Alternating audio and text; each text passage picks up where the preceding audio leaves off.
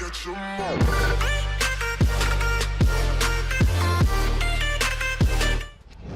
Hey guys, PokeDan here. On this channel, I usually make more opinionated videos, but I wanted to try my hand at something a bit more factual. And what's more factual than making a video relating to the strongest Pokemon? Well, probably a lot of things, but I'm sticking to this idea. Today, you guys join me to discuss the 3 strongest Pokemon from every region. To find what Pokemon was the strongest from each region, I simply picked the 3 Pokemon with the highest base stat totals. And for this list, I ignored any abilities, special forms, or extra features that allowed the Pokemon to get stronger. For the video, I also decided not to include any legendaries, mythicals, mega evolutions, or ultra beasts. Because if they were included, the video would be way too predictable and kinda boring. One final thing, if any of the stronger Pokemon share the same base stat total, I'll be including them together. Also guys, be sure to let me know down in the comment section of any Pokemon you thought would be on this list,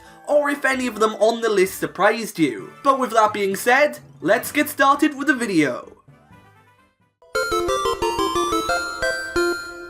So to start it all off, of course we'll be talking about the Kanto region, and the strongest Pokemon of this generation is its pseudo-legendary Dragonite. As with all pseudo-legends, this Pokemon has a base stat total of 600. And for anyone in the competitive scene, chances are you've seen this Pokemon pop up fairly often. Dragonite is pretty much an all-rounder, with it having more stats in attack, and it is Kanto's strongest Pokemon stat-wise. The second strongest Kanto Pokemon is the legendary Arcanine, and it's another one who I've seen quite a lot of in the competitive field. This Pokemon has a base stat total of 555, so just 45 points behind Dragonite. And finally, the third strongest Kanto Pokemon is actually a tie between Gyarados and Snorlax. Yes, both of these Pokemon tie for third place with a shared base stat total of 540, 15 stats behind the second place Arcanine. So, these are the strongest Pokemon of the Kanto region. Let's find out who takes the top spot for Johto. Generation 2 didn't give us as many Pokemon as other generations. However, the ones we got were pretty powerful. The strongest Pokemon from the Johto region is of course its pseudo-legendary Tyranitar. Much like Kanto, Johto's strongest specimen is the pseudo-legend. And as I previously mentioned, all pseudo-legendaries have 600 total base stats, Tyranitar included. Honestly, this Pokemon being Johto's strongest makes perfect sense, seeing as it's based on the terrifying Godzilla. 2 Pokemon shared a second place spot for this region, and they are Kingdra and Blissey. Both of these Pokemon have the shared total base stat of 540. The only difference being Kingdra is more of an all-rounder and Blissey is way more bulky. Anyway, taking the third spot for this region is a bit of a fan favourite Pokemon being Crobat. Did you see this one coming? Because I know I didn't. I didn't actually think this Pokemon was that powerful. However, it has just 5 less stat points than the second place Pokemon. So yeah, Crobat has 535 total base stats. And it's at the third place for Johto. But with that said, on to the next generation.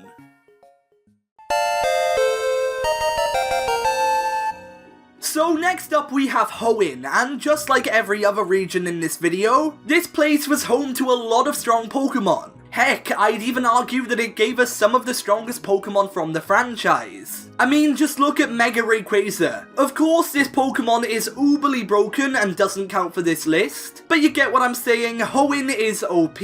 Anyway, the strongest Pokemon from this generation is none other than Slaking. This monster has 670 total stat points, and without its truant ability, fair to say it would be broken. I mean, this thing has beaten the pseudo-legendaries from Hoenn, who, speaking of, are at second place. Salamence and Metagross both share 600 total stat points, which is quite a big number. The third strongest Pokemon from this generation is the water-type Milotic. This rare Pokemon has a 545 stat total, which is pretty strong, so it's also earned its spot in this video.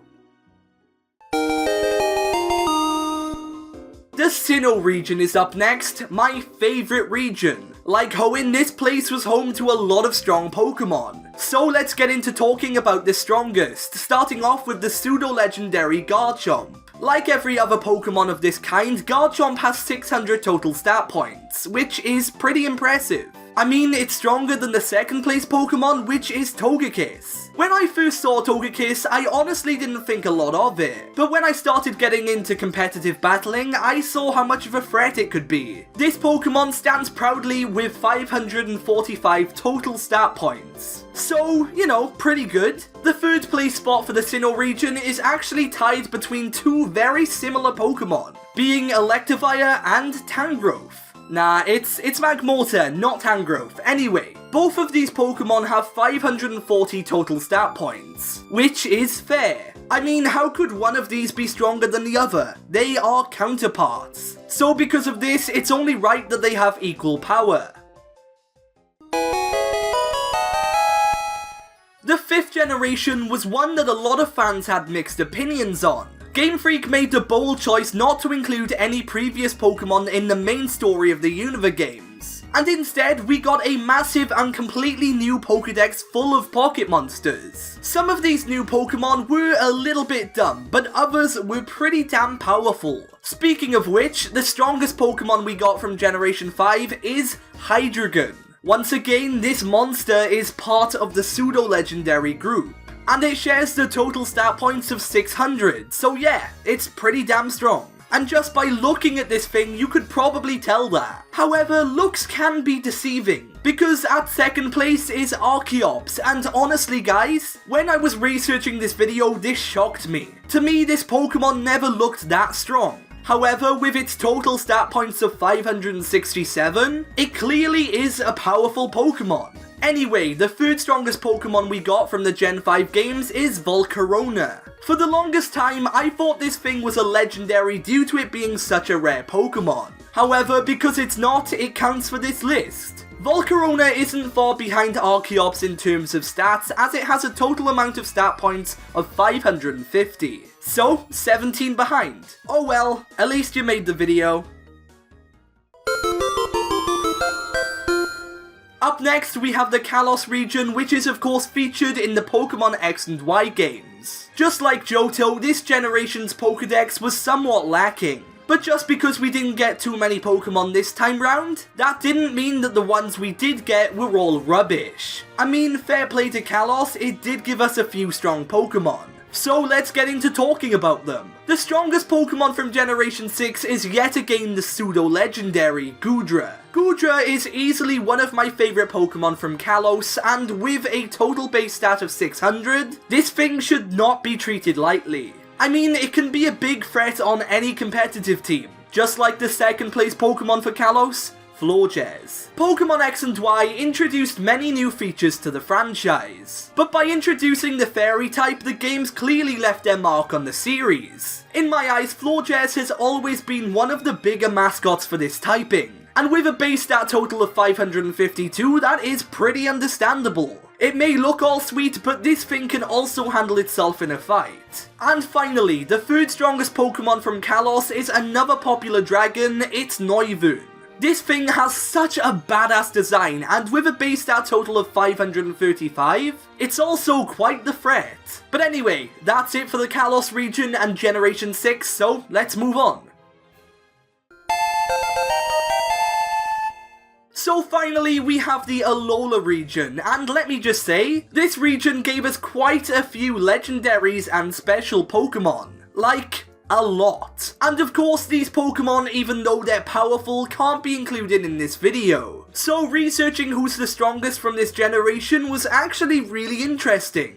But enough rambling, let's actually see who the strongest Alolan Pokemon are. First off, it is of course the pseudo-legendary of the region, being Kommo-o. Say what you will about this Pokemon's design and its dragon fighting type, that doesn't make it too viable in VGC. Stats-wise, it is the most powerful. Like every other Pokemon of the pseudo category, Kommo-o has 600 total stat points, so it shouldn't really be messed with. Coming in at the second place spot was actually a surprise to me when researching this video. It's a tie between all the Gen 7 starters. That's right, Decidueye, Incineroar and Primarina are all equally strong, and they shared the total stat points of 530. So, when choosing a starter this time round, there's not much to worry about. And finally, the third strongest Pokemon from Alola was another surprise to me when finding out. But it is Dhelmise. Honestly, I've never really had much of an opinion on this thing, but with 517 stat points, fair to say it's no lightweight. Get it? It's an anchor.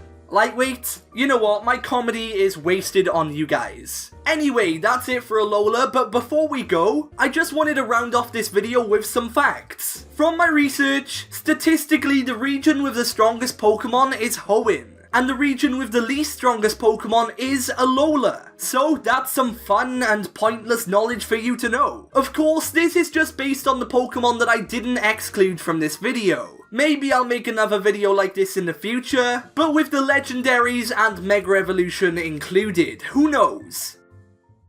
But anyway guys, with all that being said, that pretty much wraps things up for this video. I hope you guys enjoyed, and if you did, be sure to leave a like and subscribe for more. Also, be sure to let me know your thoughts on the strongest Pokemon down below. But with all that being said, for now, I've been PokeDan, you've been amazing, and I'll see you guys next time.